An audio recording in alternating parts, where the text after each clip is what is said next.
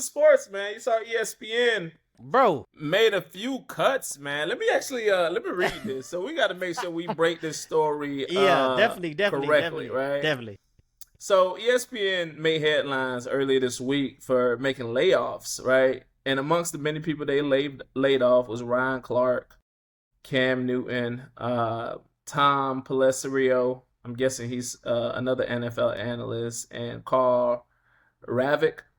And yeah, I mean, the biggest headline here was essentially Ryan Clark. And we're seeing a lot of other reports come out saying that right now ESPN is essentially in the process of renegotiating Pat McAfee's deal, which is said to be one of the biggest deals, which can average anywhere between $60 and $65 million per year.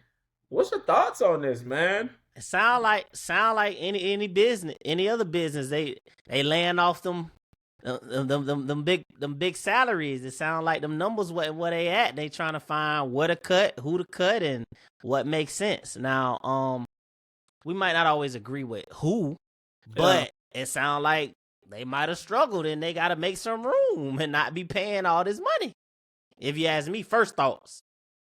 A lot of people are frustrated by this, man, because they feel like, Ryan Clark is the biggest surprise. I didn't understand what happened, and I was trying to catch up and watch clips and stuff like that. But from what I read up on, I'm sure you'll share it as well. But yeah, it appears that Ryan Clark is the biggest surprise. I mean, people talked about how he got laid off on air, but essentially he got laid off during the break. So when I first heard that he got laid off on air, that's technically on air.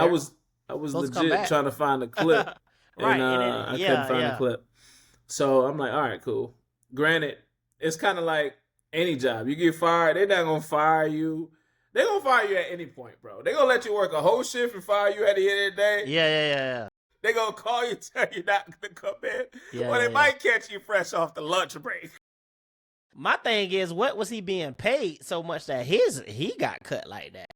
They had to be because it sounds like they clearing room and they go in a different direction. For Pat McAfee. Yeah, and let me tell you something, man. This is a tough take, but Pat McAfee is a very valuable asset to I started learning, see ESPN. ESPN. Yeah. Like, I mean, I don't know much about the Pat McAfee show, but I've seen enough clips to essentially be reeled in with, his style of commentating. Him and his homeboys, it's just kind of like dudes in the basement. Obviously, there's a level of like brashness associated with how he commentates. He shows up in the sports analyst space. I mean, it just scream frat boy, white privilege kind of thing, right? And I think that's what a lot of people are looking at that aspect of it and like, man, this was a racial move or whatever the case may be. Agree to a certain extent, because at the end of the day, Ryan Clark just won 2 Emmys. You see what I'm saying? Like, in this same space, right? So if you're talking about making cuts, like, who is more valuable to this organization outside of Stephen A. Smith than, like, Ryan Clark? When I think of ESPN, I really think of Stephen A. Smith and Ryan Clark for real. You see what I'm saying? Just like when I think of NBA TV, I think of Shaq and I think of Chuck, right? So, I mean, it depends on how you look at it, but I'm also not going to discredit Pat McAfee. Pat McAfee has built a hell of a brand, hell of a fucking brand. Like, if he gets paid 60 to 65 million, he definitely deserves it. You see what I'm saying? So, shout out to Pat McAfee. I mean, it's just unfortunate. That's business, man. Business go where we see value. That's just how business works. So I'm not on the lines of frustration like everybody else is on, but I could see how they could come from that perspective, especially since we know Ryan Clark is valuable. But that's what I was going to say. Like, to your point, like, do you feel like he was valuable enough to essentially get let go? Like, he had value. I thought he brought a lot to ESPN. See, this is the thing about the laid off shit. Especially when you talk about people who are under contract. They still got to pay these dudes. So I'm trying to figure out why y'all not letting them go through their contract. That don't make sense to me. Finish it off. Keep them ratings up. Like, and maybe I still need to educate myself from that perspective, how that even works. You see what I'm saying? Because the other thing is, everybody know you get fired. You can file for unemployment. And I don't know. I don't know what his contract is. I think they're making too much money to, Word. I don't think it works like that with millionaires. That's outside of my tax bracket. So I don't really know how that works.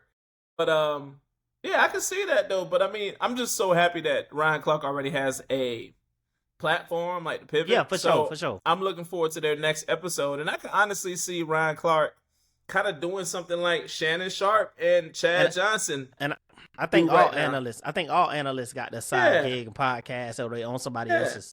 Nobody's just doing the one thing anymore.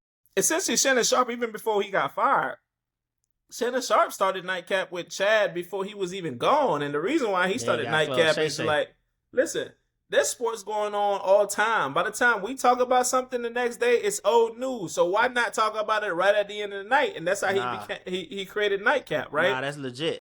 So I could see Ryan Clark creating some kind of platform when it comes to that, or even if the Pivot are recording more consistently. You see what I'm saying? Because I think right now they only do a guest or an episode a week, something like that.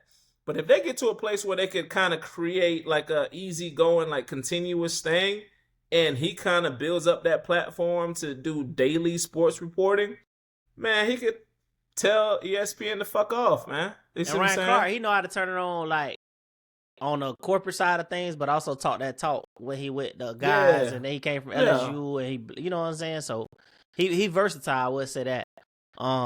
But yeah, I think everything come down to money, bro. You just gotta have multiple streams of income, bro.